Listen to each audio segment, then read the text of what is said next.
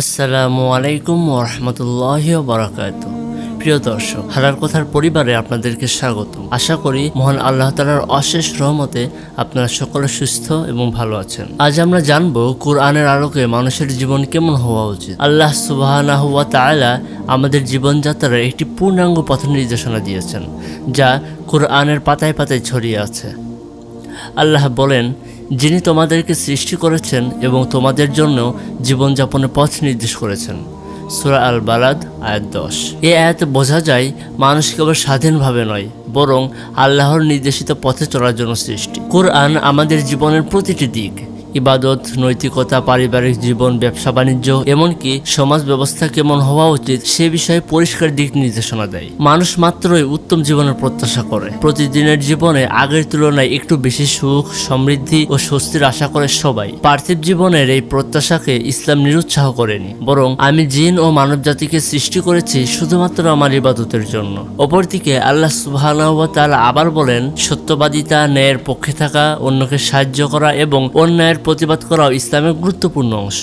উত্তম জীবন লাভের শর্ত হিসেবে আল্লাহ তাআলা কুরআনে দুটি বিষয় উল্লেখ করেছেন, ঈমান ও ভালো কাজ। ইরশাদ হয়েছে, মুমিন পুরুষ ও নারীদের কেউ ভালো কাজ করলে আমি তাকে নিশ্চয়ই উত্তম জীবন দান করব এবং তাদেরকে তাদের কাজের শ্রেষ্ঠ পুরস্কার দান করব। সূরা নাহল আয়াত 97। আল্লাহ তাআলা আবারও একটি আয়াতে বলেন, তোমাদের ধন সম্পদ, সন্তান সন্ততি এমন কিছু নয় যা তোমাদেরকে আমার নিকটবর্তী করে দেবে, তবে যারা ঈমান আনে এবং ভালো কাজ করে তারাই তাদের কাজের জন্য পাবে বহুগুণ পুরস্কার, আর তারা প্রাসাদে নিরাপদ থাকবে। সূরা সাবা আয়াত 37। যারা পৃথিবীতে ঈমান ও ইসলামের সঙ্গে থাকবে এবং পাপমুক্ত পবিত্র জীবনযাপন করবে, পরকালেও আল্লাহ তাদের উত্তম জীবন দান করবেন। আল্লাহ বলেন, ফেরেশতারা যাদের মৃত্যু ঘটায় পবিত্র থাকা অবস্থায় ফেরেশতারা তাদের বলবে, তোমাদের প্রতি শান্তি, তোমরা যা করতে তার ফলে জান্নাতে প্রবেশ করো।